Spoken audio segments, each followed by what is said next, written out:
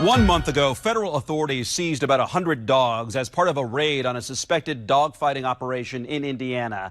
Unfortunately, the future is bleak for many of them. Those who make it their mission to rescue and try and retrain these dogs share a long and hard journey together. Digital reporter Vic Ryckaert wanted to see what that journey is like. He met Amani, a rescued pit bull unrelated to the recent raids. He tells us he's beating those odds thanks to a hardworking trainer and one nonprofit organization. Good boy. He's well behaved now, but Amani hasn't always been a good boy. Circle.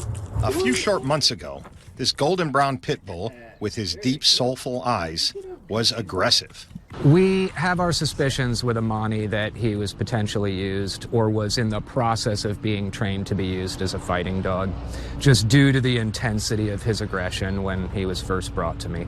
Dogfighting is a big problem. About 40,000 people participate in organized dogfighting operations in America, according to the Humane Society of the United States. Closer to home, federal authorities arrested 28 people and seized about 100 dogs from suspected dogfighting rings in Indianapolis, Muncie, and Anderson last year. The future is bleak for many of those dogs. They won't make it. Sorry. They won't get that chance. They'll be put to sleep. Lori Collins is the president of Lucci's House Bully Rescue, the nonprofit caring for Amani and other pit bulls that have been lost or abandoned. She says her organization takes in 2 or 3 dogs each week that, like Amani, are hyper-aggressive and may have been used in dogfighting rings.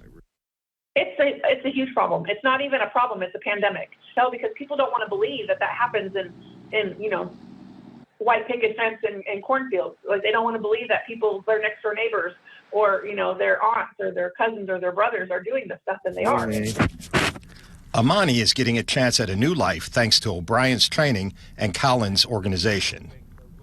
Lucci's House rescued 232 dogs last year. The group has dozens of dogs, including 32 puppies, ready for adoption.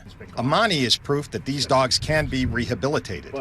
He's learned to coexist with other dogs and is ready for a new family to love him. You find a good home. Thank you. Vic Ryckaert, WRTV.